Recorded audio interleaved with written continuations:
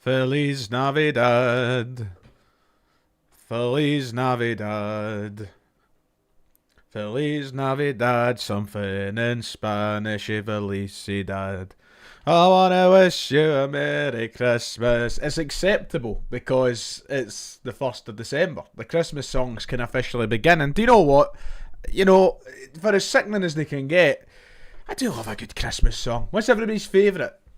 I chop and change every year. I don't know what my favourite one is at this point. I chop and change every single year. No, I do know what my favourite. I'm talking absolute nonsense. My favourite always has been, always will be, Elton John. Step Into Christmas. That is easily the best Christmas song. Anyway, hello ladies and gentlemen. It's nice to see you. Why is there a starting 11 on the screen? Forgot to take that off from yesterday. Thank you for bringing that up, Jake. I appreciate it. Hello, it's nice to see you.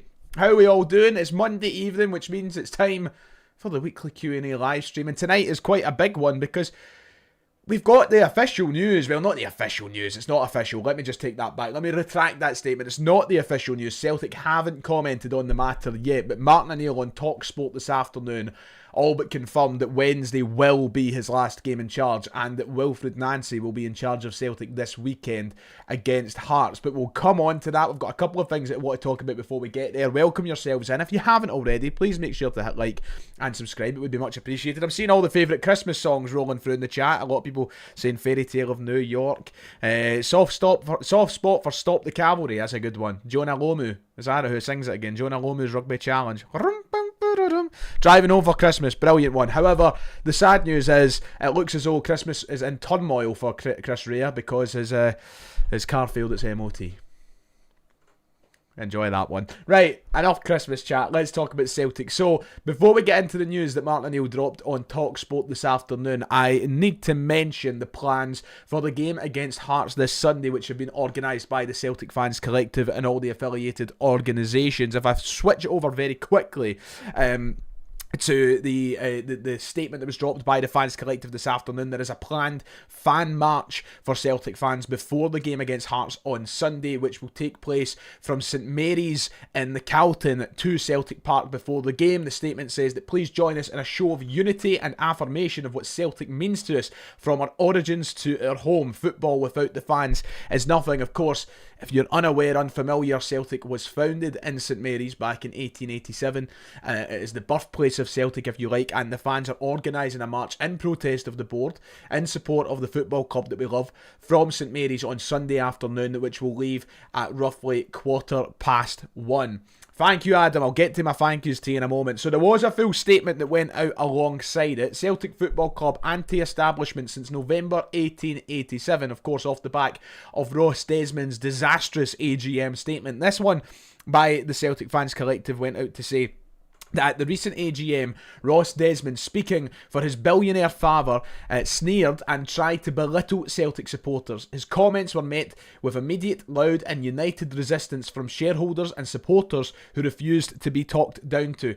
They were designed to be insulting. They served only to remind us further of our identity, which supporters hold dear. Celtic was born anti-establishment, standing with the marginalised and challenging those in power where necessary, and is the very foundations of this club. Our fans are unapologetically proud of our history and our values. On Sunday, the 7th of December, a fan march has been organised from our origins at St Mary's Calton, our home, to our home at Celtic Park.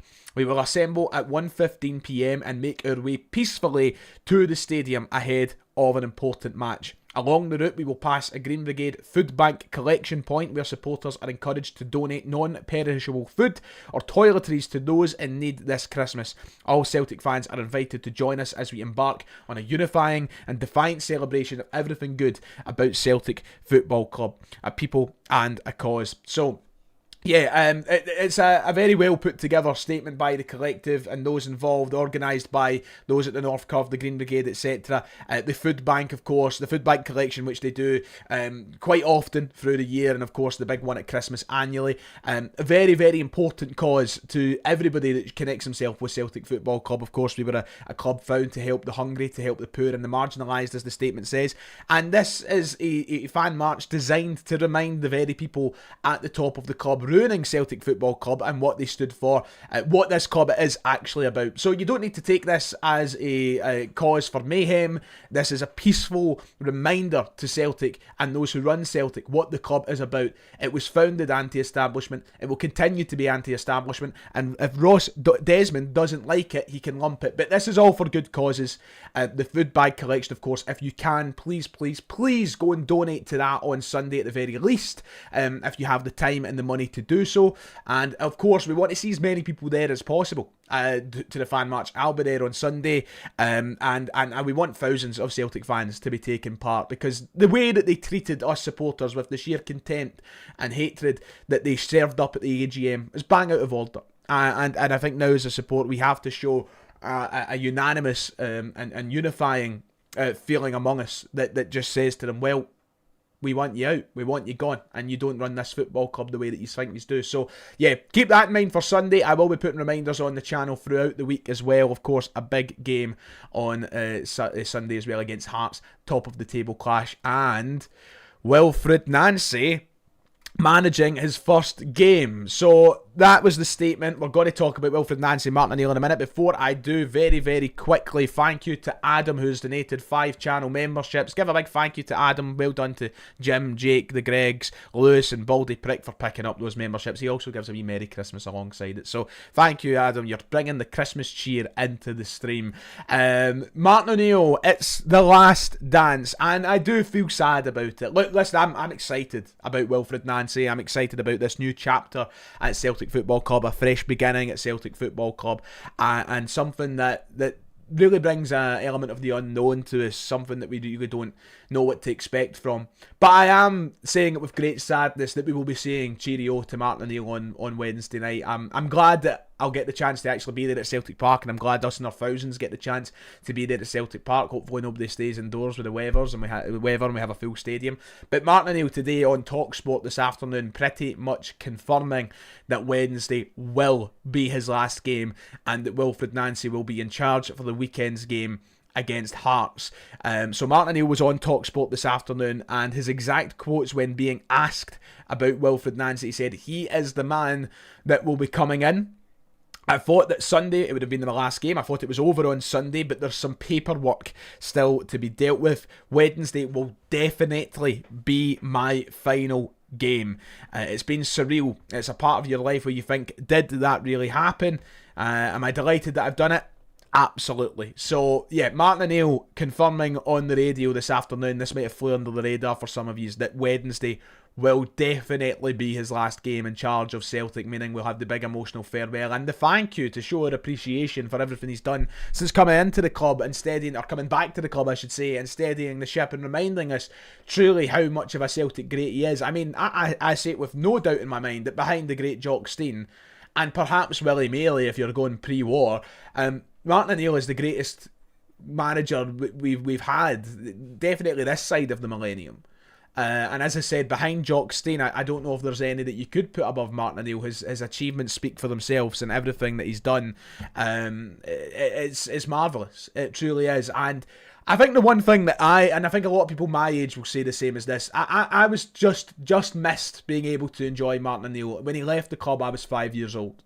I was born in 2000, so people that are, maybe born in 1997, 1998 onwards will definitely agree with me in this, but we never got the chance to truly appreciate Martin O'Neill or even see a Martin O'Neill team really play football. I mean, if somebody my age tries to claim they did, they're lying because they don't remember a fucking sod of it. But I'm so grateful and glad that I got to somewhat experience Martin O'Neill at Celtic. Even in this very limited, short window, I'll remember it for a long time, and I'll always be grateful. Granted, the European game that I signed up for under Martin O'Neill was the one we ended up getting beat, and I could have been in Rotterdam celebrating a win, but I'm not going to be personal about it. No, I'm truly grateful for what Martin O'Neill has done to the club since coming in and getting us through to the League Cup final, and kind of restating a positivity around Celtic that was truly gone when he first came in. And it's not been easy, it's not been perfect, but it didn't have to be perfect. All it had to be was him giving his maximum efforts. All it had to be was him coming in and giving us something to believe in, and that's exactly what he done. So I'll always be grateful for that, and Wednesday should be a fitting send-off at Celtic Park, and I'm glad he's getting the send-off at Celtic Park. Look, listen, I find myself caught between a rock and a hard place between Martin O'Neill and Wilfred Nancy. Like, I truly, I'm not going to backtrack on anything I've said. You know, I think we need to move forward. I think we need to act like a big club, and I think we need to look out for the future of the club. But I also have that side of me, as I said, it's like a rock and a hard place. I also have that part of me that really, really wants Martin O'Neill to stay and be here till the end of the season and manages towards another league title and just add more and more trophies to his already outstanding Celtic resume. I mean, this is the guy who was only the second manager in the club's history to win a treble at Celtic after Jock Stein. You know, so like to add to that legacy, it would have been marvellous. But we've had a great time with him. Martin always knew and he always said that it was going to be for a short time, not for a long time. But he's made the very best and the very most out of it. So as we approach the last dance on Wednesday and we approach the final 90 minutes with a Martin O'Neill-led Celtic team, I think we can look back on it happy. And the last thing I want people to be is upset or angry that we don't get any more of Martin O'Neill. We have something to be excited about. We have something to look forward to with our new manager, and that's something to relish and something to challenge. So yeah, I'm excited. I'm excited, and Martin O'Neill will go with my utmost appreciation. So he's an absolute legend. Just to recap on his comments this afternoon, he said that Nancy is the man who will be coming in. I thought it was over on Sunday, but there's some paperwork still to be dealt with, and Wednesday will definitely be my final game. It's been surreal. It's a part of your life where you think, did that really happen? I'm delighted I've done it. Absolutely. So there you go. That is Martin O'Neill's comments. Wilfred Nancy will be Celtic manager by the end of this week. Wilfred Nancy will be managing Celtic against Hearts this weekend, and we step into the next chapter of Celtic Football Club. Simple as that. I'm really excited about it. And Martin, man, I think I'm going to be sitting there teary-eyed on Wednesday. You know that? Freezing my pan in up at 4-1-2 in Celtic Park. I think I'll be teary-eyed and not ready to say farewell. But yeah, you know, all good things must come to an end. What an up and down roller coaster of a season it's been. And the story just keeps going. So yeah, look, that's the big news. I'm sure that you guys will want to all talk about it, so we're going to do that. Let's turn our attentions to the chat for the next 20 minutes or so of this live stream. Because apart from that, there isn't too much else to talk about. I see the donation there, so don't worry, we'll get to it in a moment. The only other thing that I did want to dance over before we get to the chat and before we get to the Q&A is a reminder of how the league table looks after match day 13 for Celtic. And of course, we're now only 2 points behind Hearts with that game in hand. So, you know, if we win tomorrow night, we obviously need to see what happens with Hearts against Kilmarnock, but let's just say Celtic win tomorrow night and Hearts win tomorrow night, and then we beat Hearts at the weekend. We can go a point clear of Hearts with a game in hand, which then obviously means we can optimise our position at the top of the table to 4 points clear of Hearts. That's how the league table currently stands within the Scottish Premiership, and of course, Rangers dropping more points means that we move further ahead of them as well. We're 7 points clear of Rangers as things stand. Motherwell actually sit in between us and them, and that's the league table as it goes right now. So yeah, Martin O'Neill's done a magic job bringing a bit of... Look, we're not top of the league. There's no point in acting like we're top of the league yet. We're not. Hearts deserve the respect for being top at the minute, and until we dislodge them from that top place, we need to talk like we are the ones chasing. But Martin O'Neill has brought such a great optimism and a feeling back to Celtic in the pursuit of this league title and the pursuit for 5 in a row. And if we do it, if Wilfred Nancy gets to the end of the season and he's lifting a league title high, Martin O'Neill will deserve his fair share of respect and his name and a wee asterisk beside that league title, won't he? So we'll come to that in May, I suppose. But yeah, that's the league table. Let's get to the chat. Let's talk to you guys. We'll start with Adrian, who has donated £5. Thank you, Adrian. What does this say for Brendan Rodgers' man management that there was such a drop-off in players' performance? Hatate, Engels, McGregor and Kyogo even. Look, listen, at the end of the day, I think when it comes to all of that, Hatate has played well for a good few games now. It's about seeing how that continues. Hatate was up and down under Rodgers. Engels, I thought, had some great games under Rodgers, but probably not as good as he's been the last few weeks. McGregor's the standout one. But, you know, Kyogo wanted off and all the rest of it. I don't think there's a point in looking back on it. You know, so many players played well this season, and the first few months of the season in particular were a nightmare for everybody involved. Rodgers, of course, deserves blame and such for that as well. He wasn't exactly an innocent party in it, Adrian, but I think there's no point in dwelling on it too much. We see how they kick on under Wilfred Nancy. We evaluate them from there. I've always said that it's a very, very important element of supporting Celtic and evaluating players that you do it over a sustained period of time rather than on a 1 or 2 game basis. It's the same thing. It's like, I'm not going to sit here and say that Yang's the best winger on the planet and Celtic shouldn't get rid of him because he's played well for a couple of games. We have a long, long way to go and a lot of time to evaluate. But anyway, that's that. Thank you, Adrian, for the donation, mate. If you do want to donate, you can do so. You can become a channel member by scanning the QR code down in the bottom corner as well. Let's keep talking about all your thoughts, the Martin Neill situation. Confirming that he's away after Wednesday. Mackenzie's saying that I hope he stays on the background role. Listen, if that's something that Celtic want to offer him, I would love that. Whether they do or not, different story. It seems to me that Celtic have no intentions of kind of doing up that department of the club. It seems like Paul Tisdale is in a position where it looks over all the things that you would assume a Martin O'Neill would, and they're not going to get rid of Paul Tisdale after he was influential in the decision-making process of bringing in Wilfred Nancy. So I would love it, but I wouldn't get your hopes up about it because I think that Martin O'Neill will go straight back into media work and all the rest of it and enjoying his retirement as he should. I think that's what Martin O'Neill will probably look for. But if he wants something, then there's always conversations to be had there. I'm just being realistic about it. Right, I know there's a lot of points coming in. I'm going to skip down the chat, so if I've missed something and you really want me to answer it, you know what to do. Just keep getting it in. We'll be live for another 15 minutes. I'll try and get as much covered as I possibly can. Do you think Wilfred Nancy will bring Palmer back to Celtic? I mean, we've seen the reports, Natalie. I mean, he could if he wants to. I'd be surprised if he did. Not against it, you know, if he wants, but I'm not going to quickly forget that Palmer was rotten, so he would need to have a big turnaround. Maybe it helps with the depth situation. It'd be what the club want, you know, means that they don't need to spend money on players, but, you know, we'll see what happens. Headbutt on Yang was a stonewall penalty yesterday. Nothing claimed and nothing mentioned about it. I'm not going to lie. I'm not McGrory 69. I am not going to lie. I cannot remember Yang being headbutted for the life of me. So I'm not going to say it was or wasn't a penalty. I genuinely cannot remember for the life of me. I'm racking my brains here, and if it happened, I've been looking away for the telly or something when it happened because I cannot remember it. And if, as you said, there's been nothing mentioned about it or anything. I've not seen it on social media either. So I can't say I agree or disagree. Do you think that Dyson and Rio and Engels are looking like they are enjoying playing for Celtic again? You can't deny it. Of course they do, Chris. It doesn't mean they'll probably... Yeah, well, let's talk about Dyson exclusively here. I think Dyson still wants away. It doesn't matter if he looks like he's enjoying himself. He made it clear he wants a move. He's getting to that point of his career where a move is probably... or a big move, at least, is entering now or never territory. He probably wants that. And he's been playing well, but if he wants to go, he wants to go. And I don't think that that's going to have changed overnight for him in these past few games. Or at least I'm under no illusion of it happening anyway.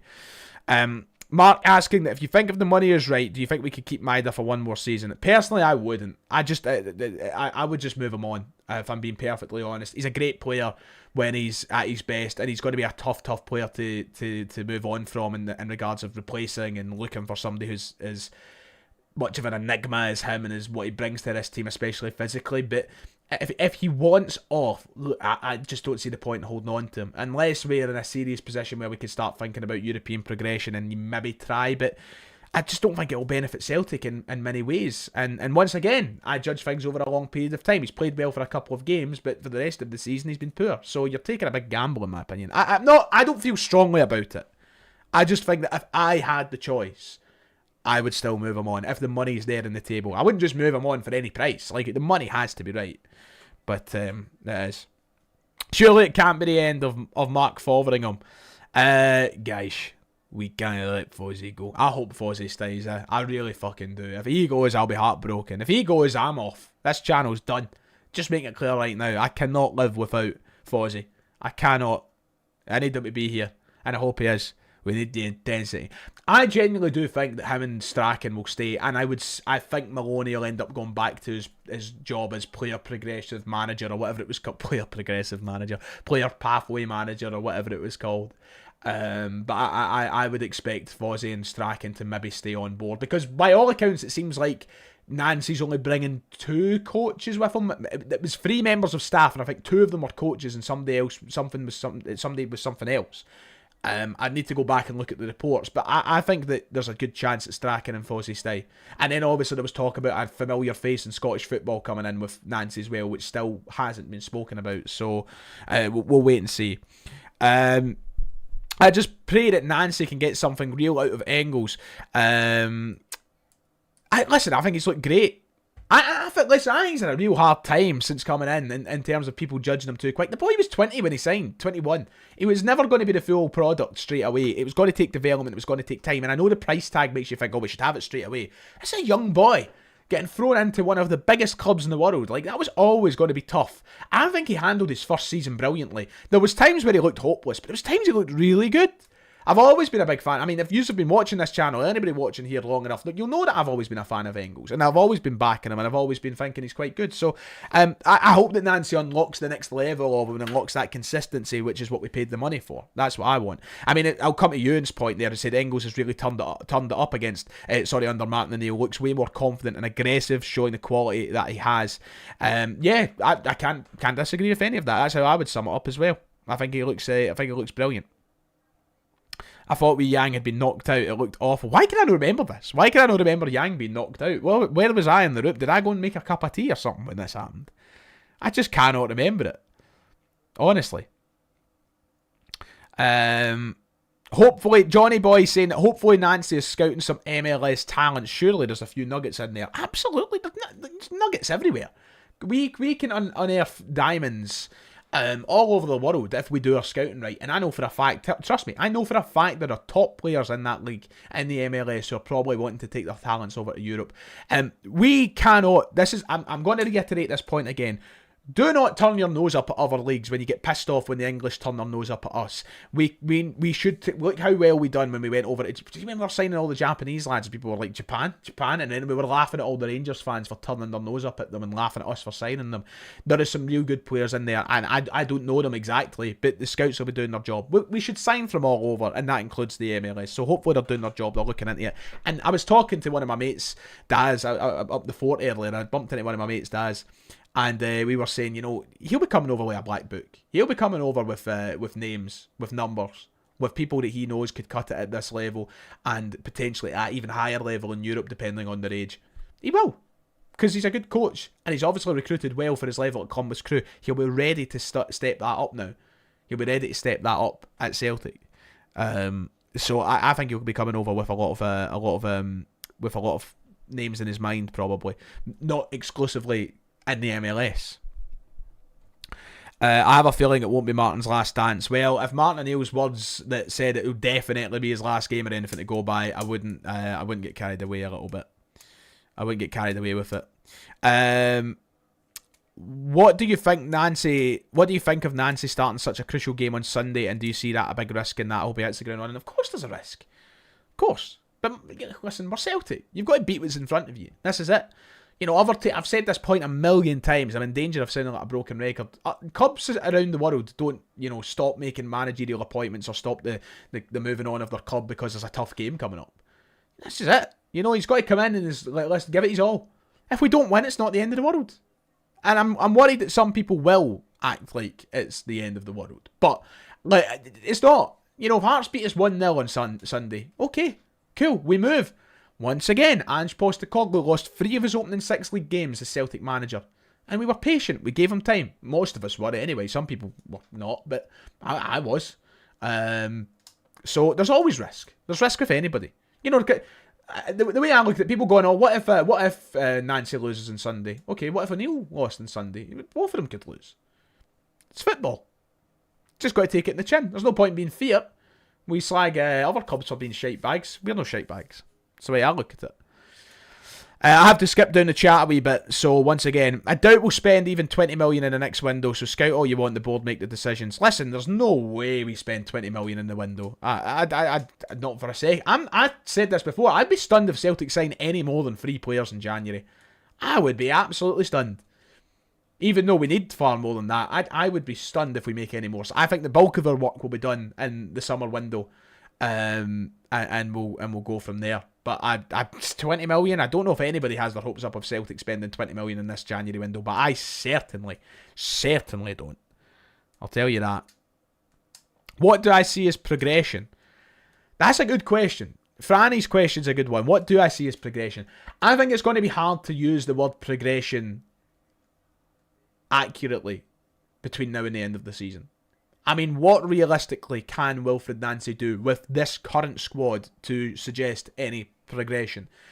The bare minimum at Celtic, it feels like, is winning trebles nowadays. We've made that the norm this past decade. You know, winning a treble is what we want to do, and if we don't do that, then we get a little bit frantic. I'd be buzzing if Wilfred Nancy could deliver a double, even if he won this League Cup, won the league, and if we slipped up in the Scottish Cup, cool, whatever. I think that progression is going to be so hard.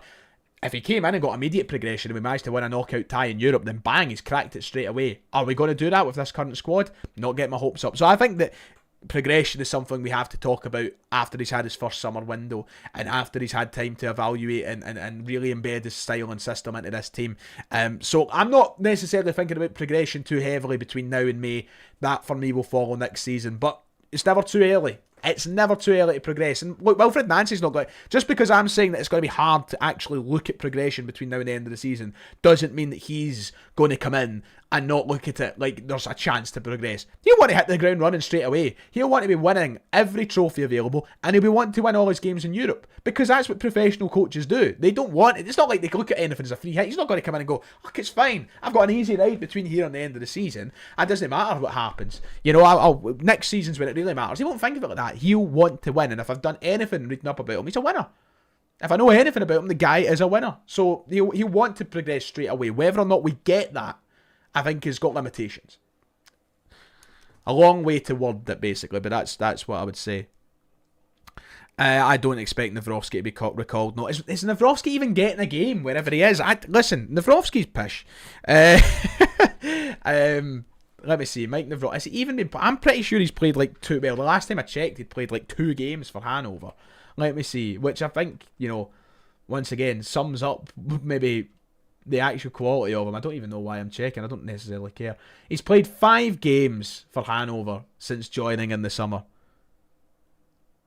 He's got 2 assists to his name though somehow. He's got 2 assists. He can't even get a game in the second division in Germany. I'm not a Colin Welsh either. This is why we have, like, and it's not everybody, right? But like, as a support, we always get too tied down to like players like that, like players who are clearly pish, who were never good enough, and then they perk up a wee bit, and we go, oh, and then they get pish again, and we go, and then we backtrack. It's just fucking annoying. Nancy will have a culture shock away to Auchinleck. From Ohio to the Wild West, says Johnny. I mean, listen, I might get moved to Rugby Park for all we know, so maybe it'll be a wee bit more up to standards, I suppose. I hope they keep it in Auchinleck. You know that, even though I'd love a ticket, I'd keep it in Auchinleck. They should. Well, they shouldn't. For the financial benefits, they would daft to pass up on the Rugby Park proposition. But listen, that's a conversation for another day. You think that this will be James Forrest last season? Yeah, I do think so. Unless we really do need him for registration reasons next year and we keep him holding on, but it's time to let it go, in my opinion. We need a right back, centre half and a right winger minimum in January. I would agree. Whether we get that or no is a completely different story. No, I get you, Rab. Don't worry. Don't worry. I got what you were saying, Rab. I just meant other people in general. Don't worry, Rab. I've not misunderstood you. I get you, son. I get you. Sell Welsh, sell Nawrocki, sell Scales in the summer. Let a man dream. Listen, Scales, man. He's been our player of the year. I've always been critical of Scales, of course. And I think there is levels in this game that we should be looking to level up everywhere. I think Scales could be one of those players you look to level up on. But my God, I can't sit and slag him or say I want rid of him now, because he's been unbelievable. It definitely deserves a place in the actual squad itself and the 25 men that get registered for Europe next year. Whether or not he's still starting or not, we'll wait and see. Can we punt Ralston? That's progression. Absolutely. Thoughts on Balak Wisha? I have no thoughts. I mean, the guy's barely played, which is concerning in itself, but I'm not going to sit here and give the guy too much of a hard time when I've barely seen him kick a ball. It is concerning, though. It is concerning. Adds, if you base football off of goal contributions, then I'd hate to tell you, mate, but that's not how it works. Liam Scales Player of the Year. Nygren literally has the most goal contributions. What you expecting Liam Scales, the centre half, to have 10 goals and 5 assists by the end of the season? Half of Nygren's goals have been tap-ins, for Christ's sake. Come on. He's peace. I think that... Funnily enough, who would people in this chat say is their Player of the Year? Just one name. Because I don't think there's any discussion about it. I think it is Scales. Undoubtedly Scales. To this point, I mean. Obviously, it can change between now and May. But I just want an interesting point. Just to come on that, because it's came up in the chat. So I'm interested to see... I'd be interested to see... Well, I'm not denying that Nygren's... goal numbers and whatever haven't been vital. They have been. I like Nygren. But he's certainly not been Celtic's Player of the fucking Year. He's been far from it. He's been pish the majority of the time. But I just want one name in the chat. I want to see if there's like a unanimous name that pops up. And I would... Taneki. I've seen Scales. Somebody saying they miss a bada. It's not the question I asked, Lock McCarty. Scales or Engels. Not a bad shout for Engels. Scales. It seems a pretty unanimous Scales again from Ewan. Cal Mack, says Jake. I'm not going to rewrite it, but up until Martin O'Neill came in, Callum McGregor was pish. So, I mean, he has given big moments, but you've got to be consistent. Sriracha, interesting. It's like a unanimous Scales. If you think it is Nygren or Kenny, you're nuts. Sriracha still, I get a couple of shouts for Sriracha. Bane. Scales. It's like a unanimous Scales with a few Srirachas. Defo Scales. Because it is. There's no even a competition for me. To entertain a competition at this point is absolutely daft. Like, there's just nobody that like, and maybe that says something about the standards this season. I don't know, but it's obviously Scales. I don't know what you're listening to Advent, but we are talking about football. This isn't us talking about EastEnders or Emmerdale or fucking Coronation Street Advent 7324, but believe it or not, Liam Scales and these names that we're floating about are footballers. So I don't know what you're listening to. I don't know if you've got like, the translation on or something, but aye. Anyway, Yosuke the Gucci, they're a name. Right, a few more for a wrap it up. I'm going to go live for another few minutes. Got to go live for another few minutes just to answer, because I spent a lot of time talking about hypothetical Player of the Years in December, which is a waste of time. Trusty could have been in the conversation had he given the game time under Brendan Rodgers. I agree, Anthony. Him and Scales have been a good partnership. Yeah, 100%. Of course, once again, miles off the Player of the Year conversation, but that if does surround it. You know, Anthony, if he was playing alongside Scales all season, he could have definitely been up there, I think. I would agree. Signs are actually up, definitely. Quinny, how you doing, my man? Good to see you. Brody, thank you for setting up for the Thunder Club, brother. Good to see you. Would you sign Sriracha? 100%. 100%. I really like him. I think the only concern that I would have, and that maybe people as well would have, is his age. He is coming up to the 30 landmark, which I will die in hell. 30 is not old. It's not. But of course you are, and that's when the decline maybe starts to happen. And I think that would be my only reservation, but I don't care about that personally. If you're good enough, doesn't matter your age. And I think he's more than good enough. I really, really like Sriracha, and I would sign him in January or the summer. One of the two. Who do you think we missed the most from last season? Kyogo, Kuhn, Greg Taylor, big names. I mean, you could obviously bring in Jota to that, but it didn't really get going. I think we missed, for the first portion of the season, definitely Taylor, without a shadow of a doubt. But if I was going off more recent appraisals, I would definitely say Kuhn. Because we just don't have no presence on that right wing, really. So yeah, I would say. Is Sriracha only 27? I thought he was 29 in my head. Fuck, don't listen to me then. Is he? Why did I think he was 29? Marcelo Sriracha. Christ, so he is. He's only 28 by the end of the season. Ignore what I said. Great age. God bless Martin O'Neill. Thank you for the donation, Mark. I appreciate it. And too right. God bless Martin O'Neill indeed. I'm going to be a bubbling state on Wednesday. You know that. I'm going to be in an absolute state. Genuinely, don't look up to 412 if you're nearby, because there will be tears streaming down my face. Right, couple more, and then I'm going to wrap it up. Thank you, by the way. I have over 400 live viewers tonight in this chat. So I appreciate it. I appreciate it a lot. That question that got brought up about who do we miss most, I'm seeing a lot of Keoghl's. We missed them all, 100%. We missed them all. There's no doubt about it. I just think that if I had a gun to my head right now and I was to pick one of them to be back, it'd be Nicholas Kuhn. If I just had to pick, but I love them all. I think we do miss. I think we did for a while until Sriracha came into that bit of form. We definitely did miss Taylor, and some people might not want to admit it, but we did. We really did. And I think between now and the end of the season we'll still miss him quite a bit as well. To be honest, like was he needing an upgrade on? Of course, but it doesn't mean we didn't miss him. Ryan, do you think Ida would have kicked on under Martin O'Neill or continued to struggle? That's a really good question, actually. One I've never been asked on here. I don't know. You know me, I was a big Ida fan. I'm gutted it never worked out for him on a permanent basis. I mean, he still scored 20 goals last year, though. Which, just to come back to the point earlier about goal contributions meaning your player of the year, then was Adam Ida Celtic's player of the year because he scored 20 last year. I don't know if it would have worked under Martin O'Neill. Do you know what? I'm going to say yeah. You know what? I'm going to say yeah. I think it would have went. I'm not going to go as far to say it would have been a great rip-roaring success. But I think he would have done a lot better just because I think that the football would have suited a big guy like Ida up front. It's not like we're playing Sean Dyche, fucking Route 1, whatever, or anything like that. But like, it has been just a lot more direct. And we were talking about this, me and some of my mates, the other day, and I think it was a great way to sum it up. Players like Yang, for example. See, when the tactics are stripped back, they benefit because they've clearly not got the football intelligence. They've not got the football IQ that the likes of a Callum McGregor does, or maybe some of the players that we've had here the last few years who've been great in forward areas. They're a lot more raw, they're a lot more direct, and they just want to play the ball forward and they want to do what they're meant to do as a winger or whatever.